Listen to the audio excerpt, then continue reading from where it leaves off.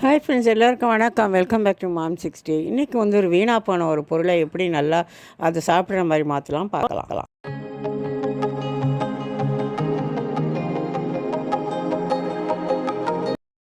இப்படித்தான் அதை மொறுன்னு ஒரு வத்தலாக மாற்றிருக்கேன். வாங்க எப்படி செய்யுதுன்னு பார்க்கலாம். நடந்து இடியாப்பம் பொடிஞ்சு ரொம்ப கொலான்னு இந்த மாதிரி ஆகிடுச்சு, சாப்பிடவே முடியாது. அதனால் அப்படியே நிறுத்திட்டேன். மாவு அப்படியே இருக்கு. இப்போ இந்த மாவை என்ன பண்ணுறதுன்னு தெரியலை. வேறு எதுவும் செய்ய முடியாதுன்னு நினைக்கிறேன். ஏன்னா இது ரொம்ப பிசுன்னு ஆகிடுச்சுன்னா ஒரு அரிசி ரொட்டி கூட செஞ்சால் வராது இதில். அதனால் வத்தல் தான் போன ஒரு வழி இல்லை. இப்போ இதை தனியாக ஊற்றி காய்ச்சி போகிறேன் உங்களுக்கு. இப்போ வந்து இந்த மாவு மீதமுள்ளதை கரைச்சிட்டேன். இங்கே இடியாப்பம் இருந்துச்சு இல்லையா, அதை தனியாக அரைச்சிட்டேன். இப்போ இங்கே வந்து தண்ணி கொதிச்சிட்ருக்கு 2 டம்ளர். இப்போ இதில் வந்து இந்த அரைச்ச மாவு இருக்குல்லையா, இடியாப்பம் மாவு, அதை ஊற்றிடுவோம்.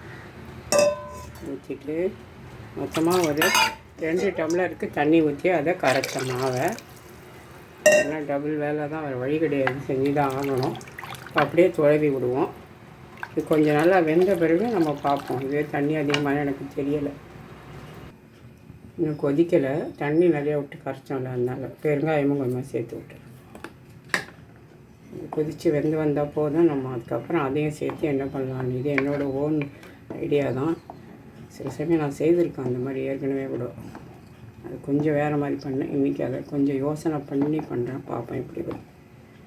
எனவே அது அரை வேக்காடு வெந்த இடியாப்பமாவு தானே, அதனால் ஒன்றும் பிரச்சனை கிடையாது. போட்டு ஒரு கொதி வந்து வெந்தோம்னா எடுத்துட வேண்டியது தான். இப்போ பார்த்திங்கன்னா ஒரு 2 நிமிஷத்துலேயே நல்லாவே திக்காகிடுச்சு. இப்படியே மொண்டு நீங்கள் ஊற்றுறதுனால ஊற்றிக்கலாம். ஆனால் இந்த மாவை என்ன பண்ணுறது தெரியல, அதனால் இப்போ அதையும் நான் அதில் தான் போட போகிறேன். இது வந்து முழுசாக வெந்த மாவு இல்லையா, அதனால் அது வேகணும் அவசியம் இல்லை. கடைசியாக போட்டு கிண்டிக்கலாம் அப்படின்னு சொல்லிவிட்டு நான் இதை கொஞ்சம் திக்காக்கிக்கிறேன்.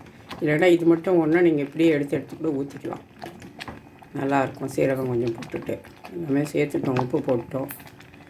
இப்போ ஆஃப் பண்ணிக்கிறேன். இப்போ இந்த இடியாப்பத்தை அரைச்சி வச்சுருக்கோம் பாருங்கள், இதையும் அதில் சேர்த்து மிக்ஸ் பண்ணி பார்க்கலாம்.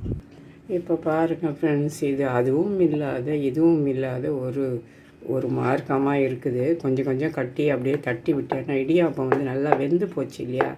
ரொம்ப நேரம் வேக வச்சா அப்புறம் எண்ணெயில் போட்டால் என்ன ஆகும், தேஞ்சு போயிடும், கறிக்கணுன்றதுக்காக கடைசியில் போட்டு மிக்ஸ் பண்ணியிருக்கேன். அதுவும் இல்லை இதுவும் இல்லை அப்படின்ற மாதிரி கேலி குத்தா பண்ணக்கூடாது. தனியாகவும் இல்லை, புழியவும் முடியாது. அந்த மாதிரி இதுக்கு என்ன பண்ணலாம். இப்போ அதுக்கு ஒரு ஐடியா பார்ப்போம், வரேன். இப்போ இறக்கி வச்சுட்டேன். இதில் வந்து ஒரு அரை ஸ்பூன் அளவு சீரகம் போட்டேன். இங்கே கொஞ்சமாக தண்ணி கொதி வச்சுருக்கேன். இப்போ அந்த தண்ணி எடுத்து அதில் ஊற்றி கொஞ்சம் கலந்துருவோம். பண்ணிவிட்டு இன்னும் கொஞ்சம் காரம் போடலாம். அதுக்கு ஒரு டெக்னிக் பண்ண போகிறேன். இப்போ இந்த தண்ணியை கொஞ்சமாக சேர்த்துக்கணும். இந்த பக்கம் நல்லா மிக்ஸ் பண்ணி விட்டுட்டு மொண்டு பேசாமல் ஊற்றி விட்டுடலாம். அதுக்கப்புறம் இங்கே ஒரு 4 காஞ்ச மிளகா எடுத்து வச்சுருக்கேன், அதையும் பொடி பண்ணி அதை போட போகிறேன். இங்கே வந்து சில்லி வந்து ஒரு 4 சில்லி எடுத்து வச்சுருக்கேன், அதுலேயும் கொஞ்சம் போட்டுக்குவோம். நல்லா சாரமாக பண்ணணும். சரி, கொஞ்சம் உப்பும் பத்தலை, அதுவும் போட்டு மிக்ஸ் பண்ணிக்கலாம். தண்ணியுமே இன்னும் கொஞ்சம் ஊற்றிருக்கேன். இன்னும் கூட கொஞ்சம் தண்ணி ஊற்றிட்டு எல்லாத்தையும் கலந்து பார்த்து டேஸ்ட்டு பார்ப்போம். இது அப்படியே விட்டுருந்தாலே தண்ணி கொஞ்சம் அதிகமாக சேர்க்காமல் கெட்டியாக இருந்திருக்கும், புழிஞ்சிருக்கலாம்னு நினைக்கிறேன். அவசரப்பட்டு நான் என்ன பண்ணிட்டேன், தண்ணியாக இருக்கேன்னு சொல்லிவிட்டு ஊற்றிடலாம் உண்டு அப்படின்ட்டு சுடு தண்ணியை ஊற்றிட்டேன். அதனால் வந்து இப்போ மொத்தம் 5 டம்ளர் தண்ணி பிடிச்சிருக்கேன்ற அந்த மாவுக்கு. நார்மலாக நம்ம மாவு வச்சு காய்ச்சிற கணக்கில் தான் வந்துருக்குது. இதை அரைச்சி ஊற்றவே இடியாப்பத்தை நல்லா கெட்டியாக ஆகிருக்கும், புழிஞ்சிருக்கலாம் போல். வேறு வழி இல்லை. சரி, இப்போ இன்னும் கொஞ்சம் தண்ணி ஊற்றிட்டு ஊற்றுற பதத்துக்கு நம்ம வச்சுப்போம்.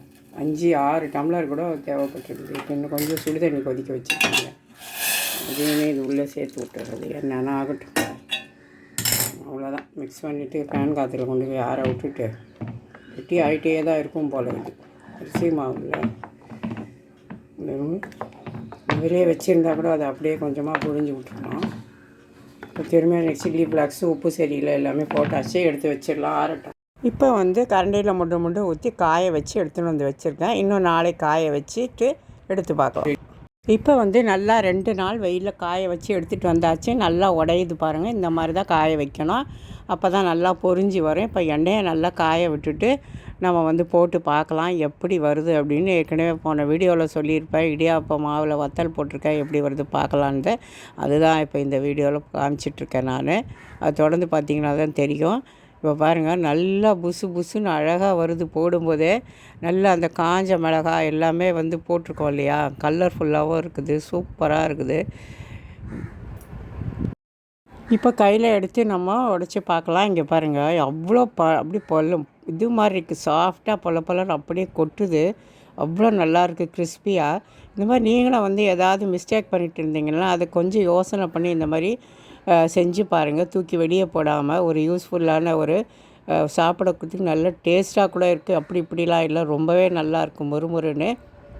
இந்த மாதிரி நம்ம ஏதாவது தவறுகள் செய்யும்போது அதை வந்து எப்படி நல்ல விதமாக நம்ம மாற்றி அதை வந்து சரி கட்டி சாப்பிட்லான்றதான் இந்த வீடியோவில் பார்த்துருப்பீங்க. Thank you friends.